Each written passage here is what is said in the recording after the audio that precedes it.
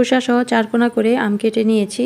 পানিটা ঝরিয়ে এবার এর সাথে দিয়ে দিলাম লবণ, লাল মরিচের গুঁড়া, হলুদের গুঁড়া, দিয়ে দিব চিলি ফ্লেক্স আর দেব হচ্ছে আচারের মশলা। এখানে আছে 5 ফোড়ন আর ধনিয়া একসাথে টেলে আমি গুঁড়া করে নিয়েছি। এবার এখান থেকেও কিছুটা এই মশলা দিয়ে নিলাম। দিয়ে দেব চিনি আর সরিষার তেল একসাথে দিয়ে আমি মাখিয়ে নেব। তো হলুদ মরিচের গুঁড়াটা একটু কম মনে হলো, তাই আরও কিছুটা দিয়ে ভালো করে মাখিয়ে নিয়েছি। এভাবেই আচারগুলো রোদে শুকিয়ে নেব। তো 2টা প্লেটে আমি ছড়িয়ে তারপর রোদে দেব। রোদে দেওয়ার যদি জায়গা না থাকে বা রোদ না থাকে তখন এগুলোকে এভাবে কয়েক ঘন্টা রেখে দিয়ে তারপর জাল করে নিতে হবে। তো কয়েক ঘন্টা পর এই দেখুন চিনিটা গলে গেছে, আমটাও একটু চুপসে গেছে। এবার আমি জাল করে নেব।